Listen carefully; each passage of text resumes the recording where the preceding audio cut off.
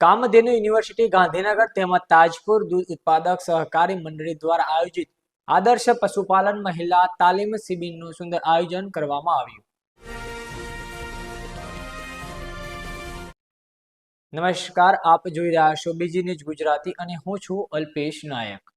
સાબરકાંઠા જિલ્લાના પ્રાંતિજના કતપુર નજીક આવેલ હોટલ ચંદન ખાતે કામધેનુ યુનિવર્સિટી ગાંધીનગર તેમજ તાજપુર દૂધ ઉત્પાદક સહકારી મંડળી દ્વારા આયોજિત આદર્શ પશુપાલન મહિલા તાલીમ શિબિરનું આયોજન કરવામાં આવ્યું હતું, જેમાં કાર્યક્રમની શરૂઆત પ્રાર્થના ગીત તેમજ મંચસ્થ મહેમાનો દ્વારા દીપ પ્રાગટ્ય કરીને કરવામાં આવ્યું હતું.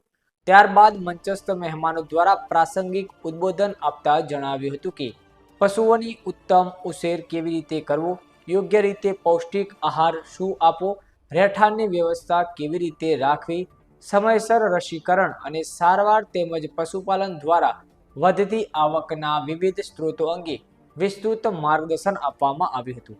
વધુમાં જણાવ્યું હતું કે દુનિયાની સવાર દૂધથી જ થાય છે, તેથી ગામડાની બહેનો વધુમાં વધુ પશુપાલન અપનાવી આર્થિક રીતે સશક્ત બની શકે છે.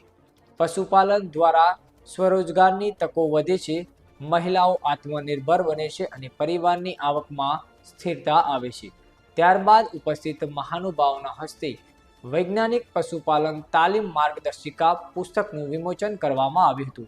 આ કાર્યક્રમમાં ડોક્ટર જે.એસ. પટેલ, વિસ્તરણ શિક્ષણ નિયામક Shri Kamdhenu university Gandhinagar, doctor P H. Tak, માનનીય કુલપતિ શ્રી કામધેનુ યુનિવર્સિટી ગાંધીનગર, શ્રીમતી નીરુબેન ચૌધરી, શિક્ષણ in charge Sabar Dairy, Shri G K. Makwana, chairman Shri Tajpur દૂધ ઉત્પાદક સહકારી મંડળી, doctor R B. Patel, Prantij veterinary in charge Tajpur દૂધ ડેરીનો સ્ટાફ તેમજ મોટી સંખ્યામાં મહિલાઓ ઉપસ્થિત રહી હતી અને કાર્યક્રમના અંતમાં રાષ્ટ્રગીત ગાઈ આભાર વિધિ કરી ઉપસ્થિત સૌ લોકોએ ભોજન લઈ કાર્યક્રમને પૂર્ણ કર્યો હતો.